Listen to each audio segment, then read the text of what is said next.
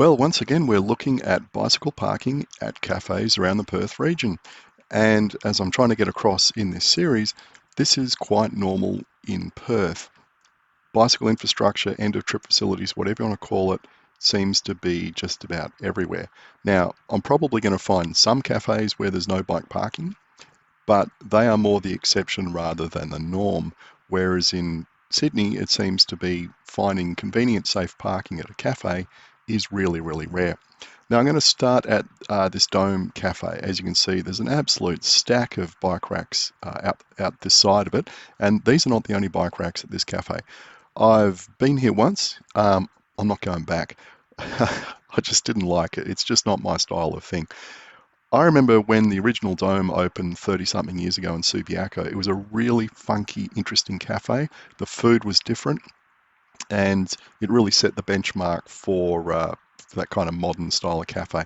Then, they decided to franchise it, internationalize it. They put it through the franchising sausage machine, and it's come out as like a bland, Starbucksy sort of franchise. That's just my personal opinion.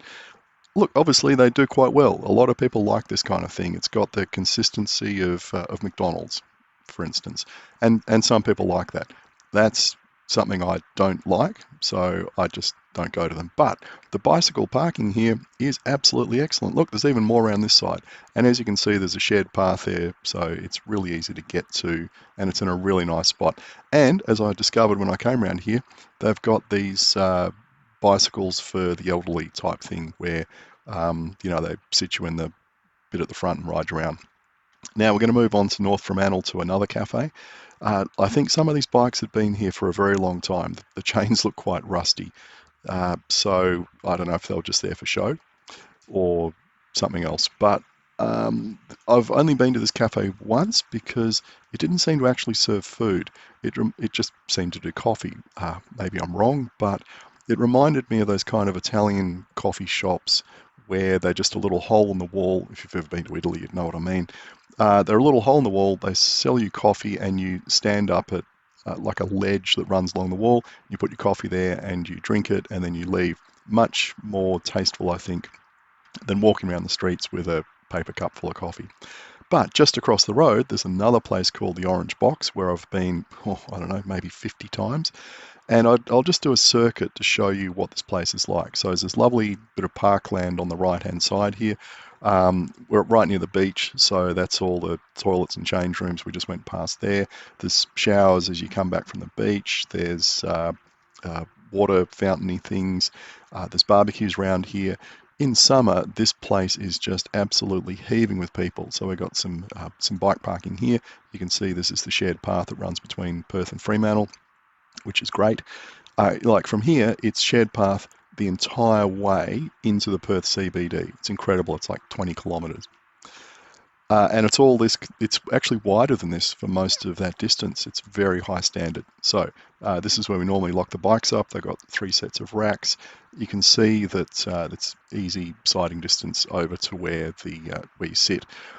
Now, it is dog friendly, and one thing I don't like about this place in particular is firstly they always spell my name wrong.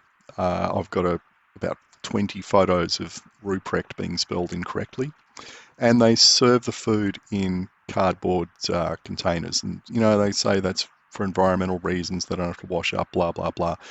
I think it absolutely spoils the ambience of the place, but what the heck. Look, I also think part of that is because obviously a lot of people take their food and they want to come and eat out here and get barked at by the dogs, who are sometimes not that friendly. And so then they don't have to worry about plates and knives and forks and cups and stuff like that not coming back. I think that's more of the reason.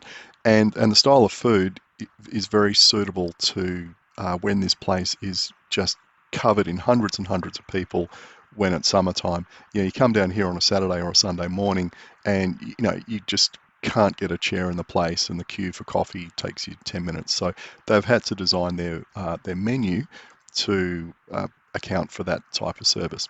But getting away from all of that, you could see plenty of bike parking at all those locations. It's quite normal. That's the kind of standard we should be aiming for in New South Wales.